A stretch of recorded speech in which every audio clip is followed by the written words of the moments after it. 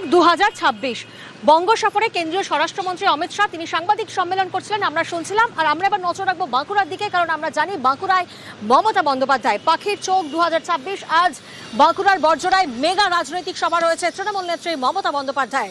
SIR নিয়ে সুর চড়াবেন তৃণমূল নেত্রী, 26-এর লড়াইয়ে সুর বাঁধবেন মমতা বন্দ্যোপাধ্যায়।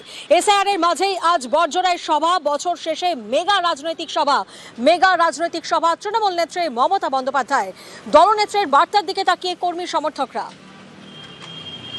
আবির প্রতিনিধি এই মুহূর্তে আমাদের সঙ্গে রয়েছেন, সরাসরি আবিরের থেকে একবার জানবো। আবির, একদিকে বঙ্গ সফরে কেন্দ্রীয় স্বরাষ্ট্রমন্ত্রী অমিত শাহ তিনি সাংবাদিক সম্মেলন করে তিনি ঝাঁঝ বাড়াচ্ছেন, কারণ আমরা জানি যে 26-এর বিধানসভা নির্বাচনে প্রত্যেকটি রাজনৈতিক দল নিজের নিজের স্ট্র্যাটেজি তৈরি করছে। আজ বাঁকুড়ার বর্জরার সভা থেকে ঠিক কি বার্তা দিতে চলেছেন তৃণমূল নেত্রী? প্রথমেই যারা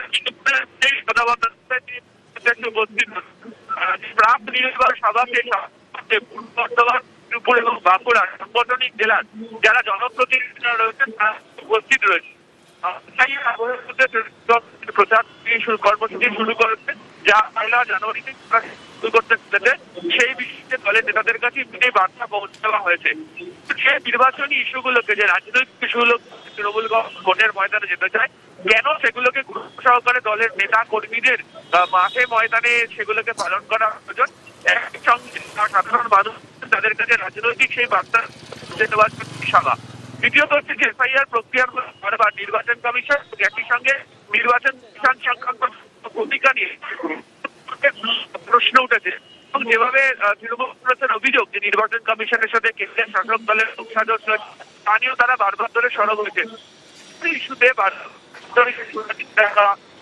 মানুষজনকে হয়রানির শিকার হচ্ছে, এই প্রসঙ্গ বারবার ধরে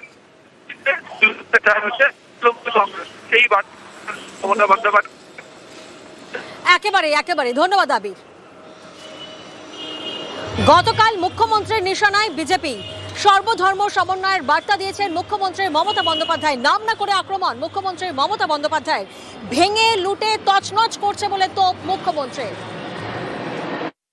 আমাকে অনেকে বলে আমি অ্যাপিজমেন্ট করি, আমি অ্যাপিজমেন্ট করি না, আমি সেকুলার সঠিক তথ্যে, অর্থাৎ সর্বধর্ম সমন্বয়। রামকৃষ্ণ পরমহংসদেবের মাটির মানুষ আমরা, স্বামীজির মাটির মানুষ আমরা, সব ধর্মকে ভালোবেসে। এমন কোন ধর্ম আমায় দেখাতে পারবেন না যার প্রোগ্রামে আমি যাই না। যখন আমি গুরুদ্বারায় যাই আমায় মাথা ঢেকে যেতে হয়, কই তখন তো তোমরা আমাকে কিছু বলো না। তাহলে আমি রোজায় গেলে তোমাদের আপত্তি কেন? আমি চাদরটা গায়ে দিয়ে এসছি কেন জানেন? কারণ মা দুর্গার শিলান্যাস হচ্ছে। এটা আমাদের ধর্ম শিক্ষা যে কেউ, আমরা হিন্দুরা মেয়েরা দেখবেন যখন পুজো হয় মাথায় কাপড় দেয় বউরা, গাটা ঢেকে নেয়, কারণ হচ্ছে এটা ওদের কালচার।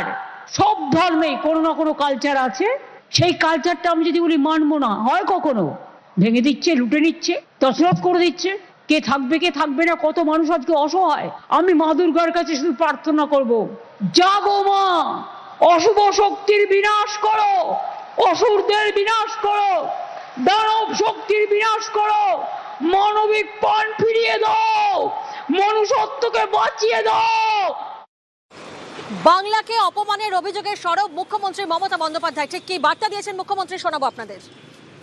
মনে রাখবেন, সহ্য করছি, ধৈর্য ধরছি, সহ্যেরও একটা লিমিট থাকে। রামকৃষ্ণ পরমহংসদেব বলেছিলেন, একটা সাপ তাকে গিয়ে বলেছিল, আপনি তো আমাকে কামড়াতে বারণ করেন, আমি কাউকে কামড়াই না, কিন্তু আমাকে সবাই খুব মারে জানেন। রামকৃষ্ণ পরমহংসদেব বললেন, আমি তোমায় মারতে বারণ করেছি, আমি তোমাদের তো ফোঁস করতে বারণ করিনি। ফোঁস কিন্তু থাকবে, জেনে রেখে দিন। বাংলার মাটি মাথা নত করে না। প্রত্যেকটা মানুষের গণতান্ত্রিক অধিকার যেন রক্ষিত হয়, এর জন্য লড়াই চলছে এবং চলবে।